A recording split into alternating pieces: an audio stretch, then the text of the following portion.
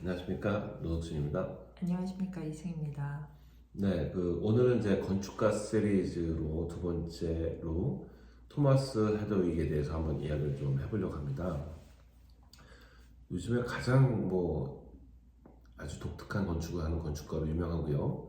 그리고 지금 현재 레오나르도 다빈치라고 살아있는 네, 그렇게 칭송을 받는 건축가죠. 네, 헤더윅에 대해서 좀 간단하게 소개 좀 네. 시켜주시죠. 헤더윅은 이제 영국의 건축가고요. 1970년에 출생을 했습니다. 네네. 그래서 지금 현재 굉장히 활발한 활동을 세계적으로 굉장히 활발한 네네네. 활동을 하고 있는데요.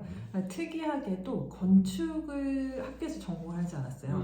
그래서 학부에서는 3D 디자인을 했었고, 그다음에 대학원에서 이제 가구 디자인을 전공을 했습니다. 오케이, 그래서 지금 오케이. 현재 이제 런던에서 건축 디자인 사무실을 운영을 하고 있어요. 네네.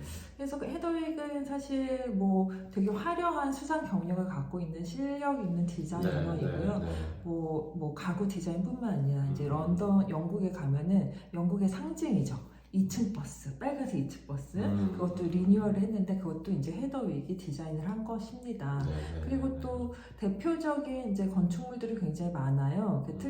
2010년도에 이제 UK 파빌리온이라고 해가지고 상하이 엑스포에서 이제 영국관을 만들었습니다. 그래서 굉장히 이 이제 상하이 엑스포라는 것 자체가 굉장히 여러 전 세계 디자이너들과 건축가들이 모여서 자존심을 걸고 경쟁하는 엑스포로 굉장히 유명하거든요. 그래서 거기에서 이제 영국관을 만들었는데 여기에서 이제 너무 진짜 이런 아이디어를 어떻게 생각해냈어? 라고 할 정도로 이 파빌리온 자체가 세계 최초 약간 식물원처럼 이 영국관을 만든 거예요. 그래서 거기에 민들레시안 모양을 연상시키는 작품으로 탄생을 했었고요. 거기 안에 이제 그 온갖 영국에서 자라나고 있는 식물들의 온갖 씨앗들을 다 모아가지고 거기 이제 아크릴 봉이 있습니다. 지금 사진을 보시는 것처럼 거기 하나하나 다 씨앗을 심었어요.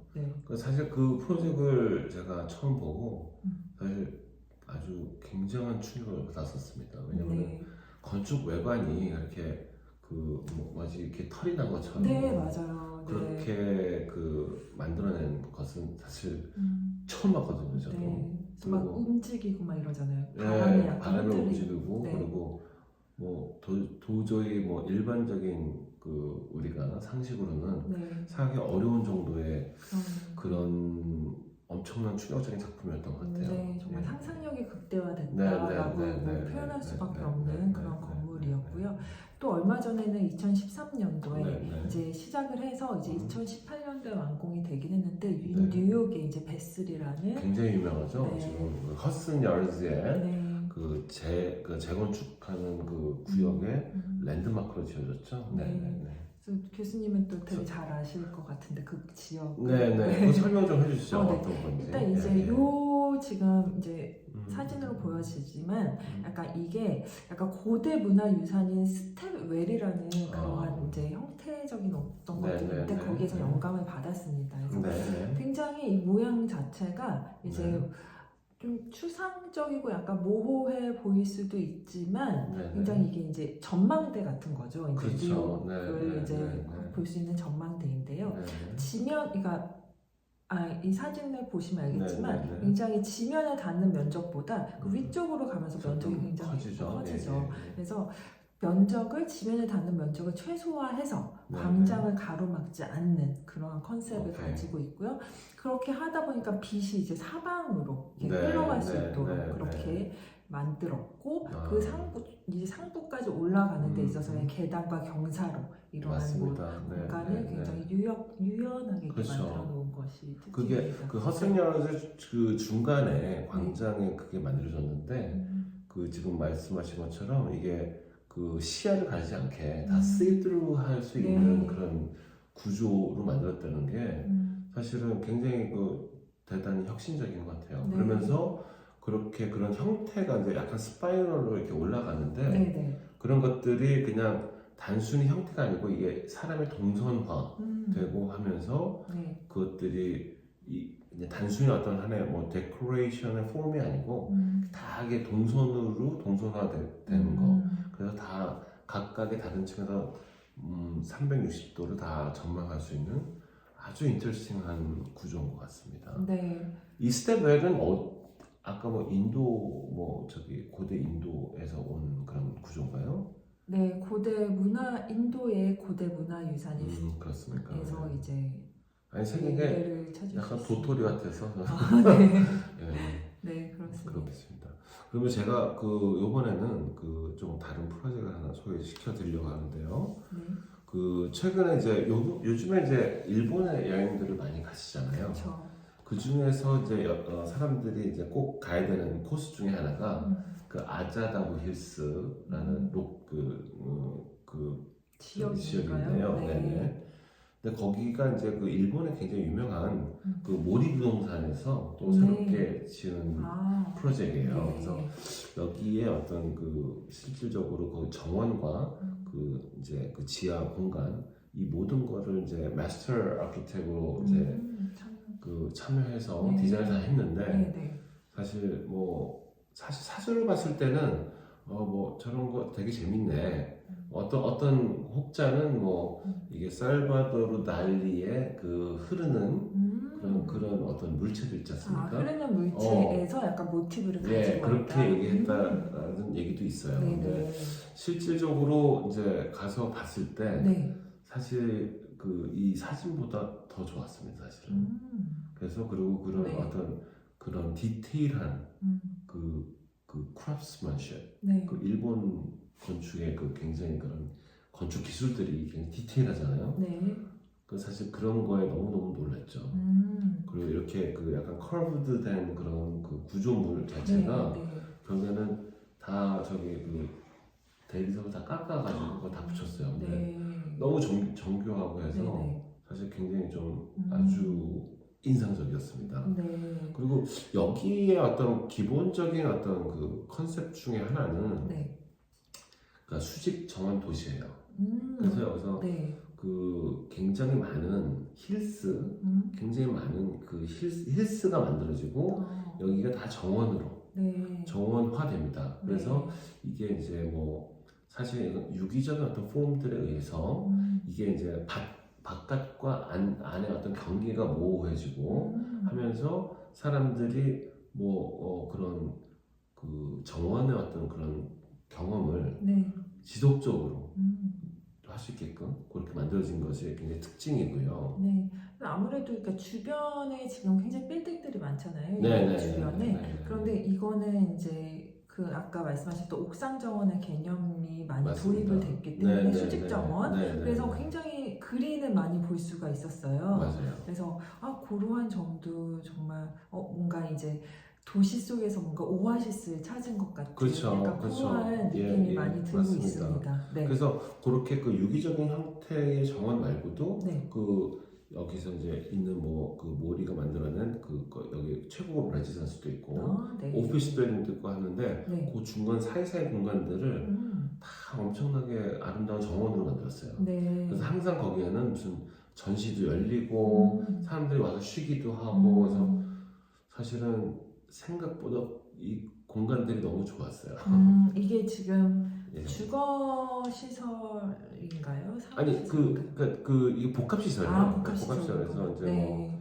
여기에 이제 금융계 회사도 네. 들어와 있고 네. 그리고 최고급 레지던스도 들어와 있고 네. 동시에 이제 쇼핑몰 그런 백화점 네. 그런 푸드코트 이런 것들이 다 들어와 있어요. 네. 그래서 근데 굉장히 모든 것들이 굉장히 튜닝이 엄청나게 잘 이루어져 있고 네. 그리고 굉장히 어떻게 보면 실험적인 건축가가 했는데도 네. 전혀 아주 자연스럽게 이 모든 게 굉장히 고급스럽게 모든 게 잘 어우러져서 아주 굉장히 대단히 훌륭한 작품인 것 같습니다. 네. 그리고 이제 이 사람의 굉장히 특징 중에 하나가 네. 자연을 항상 그렇게 인바이스를 하죠. 들어오는 거죠. 그래서 네. 자연을 항상 이렇게 놓는데 근데 여기서 사용한 자연을 사용한 기법은 네. 사실 어떻게 보면 약간 건축적인 기법을 많이 썼어요. 예를 들어가지고 건축적인 기법이라 하면 전체적인 어떤 공간에서 어떤 조닝을 하고 구획을 하고 네. 그 구획의 일부가 이제 정원으로 쓰이는 거죠. 그래서 그런 어떤 컨벤셔널한 그 천장에 보면 정원들이 많잖아요. 네. 그런 그리드가 있는데 네. 물론 이제 이 사람이 그냥 일반적인 그리드 할 사람이 아니죠. 그렇죠. 그리드를 이제 그 녹아내리는 거죠. 그러면서 이제 네. 정원들이 이 천장에서 마치 이렇게 춤추는 것처럼 네. 그렇게 존재하게끔 만들었는데 네. 사실 그 뭐 이 사람이 만드는 다른 정원의 프로젝트들을 보면은 네. 또 굉장히 달라요. 그래요. 또 다른 어떤. 이런 그리드적인 것보다는 네. 이 사람이 이제 가구 디자이너 출신이잖아요. 그렇죠. 그래서 어떻게 보면은 항상 그 오브젝트를 보는 관점이 약간 건축가하고 틀린 것 같아요. 조금 더 구체적이고 디테일하고 그 가구적이고 우리가 하나의 어떤 바디가 계속 우리가 뭐 지울 수 있고 뭐 이제 우리가 경험할 수 있는 네. 하나의 개인의 바디가 경험할 수 있는 그런 경험의 미디어 이런 걸 이용을 많이 네. 합니다. 그래가지고 네. 뭐 저기 그 뉴욕의 그 스카이라인 그 옆에 만드는 하이라인 네. 그 끝나는 쪽에 소 쪽에 만들어진 그 인공섬을 봐도 네. 마치 어떤 하나의 이제 마치 그 꽃병 네. 같은 것들이 막 모여서 만들어지는 그런 네. 섬처럼 네. 굉장히 독특한 구조물과 독특한 형태를 맞아요. 이용했는데 네. 사실 그것들을 계속 이 사람이 그 모티브를 계속 다른 프로젝트 가지고 옵니다. 네. 먼저 이제 하나 또 말씀드릴 프로젝트가 네. 그 저기 중국에 있는 건가요? 그렇죠. 네, 중국의 네. 이제 상하이에 이제 네. 만들어졌습니다. 네. 상하이에 이제 그 만들어진 1000개의 나무라는 음. 프로젝트예요. 네. 여기에는 이제 1000개의 나무의 프로젝트는 그 실질적으로 그 이게 이제 그 레지던스예요. 그러니까 네. 그 이제 아파트 우리로 말하면 네. 아파트인데 그 중국의 황산, 한산. 네, 황산의 어떤 이미지와 네. 또 산의 이미지. 네, 또 하나는 이제 바빌론의 공중정원. 네. 이 두 가지의 컨셉을 가지고 어떤 이런 산적인 형태를 만들었는데 그게 이제 이런 그 각각의 이제 레지던스 군집에 의해서 전체적인 산의 형태가 이루어지고 근데 여기서 이제 정원을 네. 아까 얘기했던 이런 뭐 그리드로 나눠서 어떤 그 정원이 들어가는 것이 아니고 여기는 그 섬에 사용했던 네. 그런 하나의 어떤 그 마치 그 하나의 그 꽃병이나 네. 화분 같은 네네. 그런 오브제 예, 같은. 오브젝트를 네. 이용을 해가지고 각각의 그 어떤 공간에다 그걸 꽂아줘요. 네. 그래서 사실 어떻게 보면 굉장히 직설적이고 별거 아닌 것 같은데 그래요. 이런 것들이 군집으로 모였으니까 이게 굉장히 그 건축가로서는 처음 보는 아주 또 굉장히 신선한 네. 그런 종류의 이제 그 표현이 되는 거고요. 네. 그래서 뭐 지금 우리가 이제 사진에서 이제 네. 보여지지만 네. 그래서 이제 굉장히 많은 그 1000개 그루의 그 화분들이 화분. 거대한 화분입니다. 네. 이게 거대한. 말이 화분이지 네네.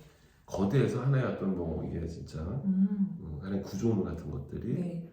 이렇게 들어가는 거죠. 네. 그러면은 그거가 지금 기둥이 하나하나 서 있는 거고 그 네네. 위에 지금 뭔가 이렇게 화분 같은 것들이 이렇게 있는 그쵸. 거잖아요. 그래서 구조와 그 오브제를 그쵸. 약간 이렇게 합성을 한 건가? 그렇죠. 그래서 결국에는 이제 여기에서는 이제 뭐가 있냐면 여기 이제 네. 그 샹하이 프로젝트에서는 여기가 이제 그 화분들이 다 모여 있는 건 아니고 네. 약간의 간격들을 둡니다. 네네네. 근데 그 간격들을 두는 어떤 그 모듈의 어떤 그 기준은 네. 그 레지던스 그 집의 하나의 모듈이죠. 네네. 그래서 그보다 좀 작게끔 해가지고 그게 모여 있게끔 네. 보였고, 네. 근데 그 섬, 네.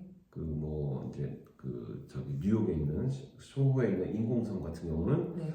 이런 모듈이 없고 그냥 이런 화분들이 모여 있기 모여 있는 때문에 거. 네. 그것이 하나의 어떤 완전 군집적 디자인. 예, 군집적 디자인이 네. 되고 섬처럼 보이고 보여지고. 하나의 네. 숲처럼 만들어진 네. 거죠. 네.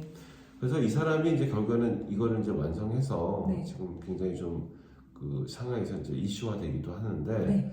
이게 또 이제 우리나라 네, 프로젝트에 맞아요. 또 한 번 적용이 되죠. 네, 그 노들섬. 네 맞아요. 노들섬 얼마 전에 프로젝트에서 그 네. 노들섬 국제공모전에서 1등을 네. 한 걸로 알고 있습니다. 네, 제가. 네. 그래서 노들섬 프로젝트는 사실은 뭐 이게 그 좀 호불호가 있었어요. 네. 근데 저는 너무 좋았어요. 사실. 네. 근데 뭐 이렇게 조금 굉장히 표현이 과한 것들을 그 한국 건축가들이 좀 싫어하는 사람들이 굉장히 많거든요. 그런데 저는 상당히 좋았고 네. 사실 이 프로젝트는 사실은 이제 그 소위 말하는 소리 풍경, 네. 사운드스케이프라고 네. 그러죠. 그거가 이제 베이스로 이제 만들어진 건데 네. 이것이 이제 그 어떤 그런 여러 가지 사운드스케이프와 그런 여러 가지 어떤 그 한국의 선들, 그리고 산들 이런 것들을 이미지화했다라고 하더라고요. 그러면 또 되게 다양한 곡선들이 또 보여지겠네요. 그죠. 산 이미지를 형상화한 그쵸. 어떤 그렇죠. 네. 결국에는 이제 뭐 여기에는 결국 이것도 하나의 공중정원식으로 돼 있고 네. 그리고 실질적으로 이게 뭐 산 같은 경우는 이제 기본적으로 나무와 그리고 이제 그 길들의 네. 경험을 하잖아요. 우리가. 그렇죠. 근데 네. 거기서 이제 산이라는 개념은 빼고 우리의 네. 어떤 경험의 엘리먼트들을 보면은 그래서 길과 이제 그 산이 있는데 네. 그것들을 그 요소적으로 다시 디자인해가지고 그런 어떤 그런 산으로 올라가는 듯한 경험을 하게끔 만들어낸 거죠. 그래서 네. 사실은 굉장히 봤을 때 굉장히 올게닉하고 사실 좀 이렇게 복잡해 보이기도 하지만 네. 사실은 토마스 헤더웨이 프로젝트를 가면 실질적으로 네. 그 경험은 굉장히 아주 단순화시켜요. 예, 그 복잡하지 않습니다. 네. 다양하지. 다양하고 예, 복잡하진 않다. 예. 그게 거- 또 특징이. 거기다가 또 이거 자체가 하나의 우리가 그 건축에서 봐왔던 그런 랭귀지가 아니고 굉장히 하나하나가 아주 독특하고 개성 있는 오브제적인 그런 이미지가 있기 때문에 네. 굉장히 아주 눈길을 끄는 랜드마크로서 자리를 잡을 것 같습니다. 네. 그래서 뭐 이제 여기 이제 우리가 이미지를 보면 네. 사실은 뭐 이게 굉장히 외계적인 형태 같지만 사실 그게 자연의 형태 아니겠어요? 사실은 올가닉한. 예, 자연의 형태라는 것은 사실은 네. 우리가 규격화시킨 형태가 아니고 그렇죠. 그냥 그 비정형적이고, 있는 대로 네. 그 올게닉한 비정형적인 거기 때문에 네. 사실은 뭐 굉장히 지금 뭐 또 이걸 가지고 굉장히 호사가들이 네. 굉장히 많은 그 악평을 하고 있지만 저는 굉장히 뭐 그 토마스 헤더웨이 프로젝트를 직접 많이 경험해 본 사람으로서는 또 굉장히 좋은 랜드마크가 될 거고 네. 전 세계에서 이게 만들어지면 전 세계에서 사람들이 이걸 보러 한국으로 또 오지 않을까라는 네. 굉장히 저는 낙관적인 전망을 하고 그러면 있습니다. 진짜 실제적인 랜드마크로서 역할을 그렇죠. 할 수가 네, 있겠네요. 네. 그래서 굉장히 이제 기대가 되는 네. 그런 프로젝트입니다. 네, 기대가 됩니다. 네네. 네. 그래서 오늘은 우리 일단 지금 토마스 헤더윅의 네, 이제 그 작품을 작품을 좀 얘기했고요. 예. 보았습니다. 네. 네.